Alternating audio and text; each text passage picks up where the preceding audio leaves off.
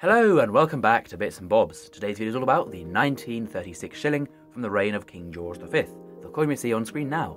Firstly, I'll talk to you about the design of the coin and then move on to the facts and figures. So here is the reverse design, and it was done by George Kruger Gray. The initials KG for Kruger Gray can be seen above the lion's tail. The lion there is crowned and facing out of the coin, and stood atop a lovely ornate crown. We then see around this is some words and legends and dates. The top has a legend in abbreviated Latin, and this reads Fid Def Ind Imp, translating to Defender of the Faith, Emperor of India, and refers to King George V.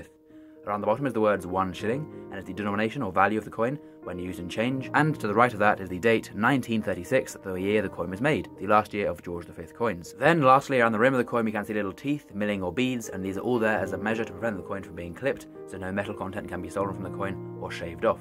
So there we go, that's the reverse, and now we'll move on to the obverse of the coin where we can see a portrait of King George V.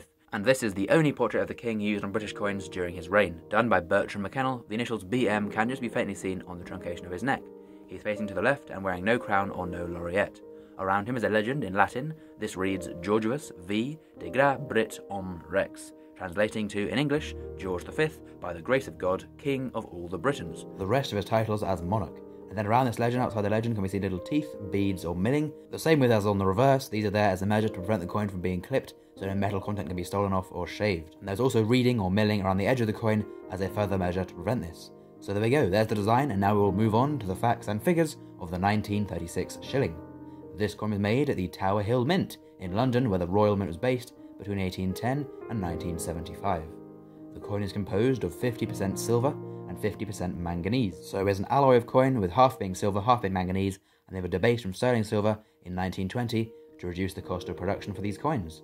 The weight of the shilling is 5.65 grams, as was standardised in 1816, remaining the same ever since, as was the diameter, standardised in 1816 and unchanged since then at 23mm.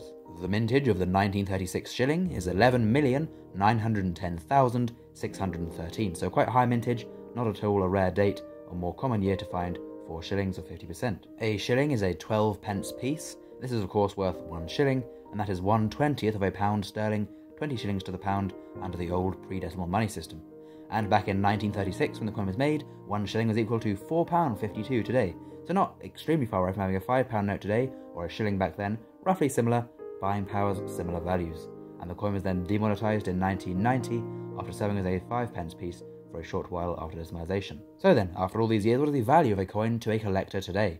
Well, in poor condition it will sell for around £2.50, mainly for the silver content, £5 for fine condition, £12 for extremely fine condition, and £35 for one in uncirculated grade with no wear marks or damage on the coin. So overall, a fairly cheap and affordable coin. Whether you're looking to get one close to the silver price in bullion or in a higher grade, it still doesn't command too much of a premium and is not too expensive. Comment down below if you have a 1936 shilling in your collection already, and as well, please do subscribe. It means a lot and will help out the channel. Thank you for watching to the very end, and we'll see you soon for more coins in the future on the channel. Bye!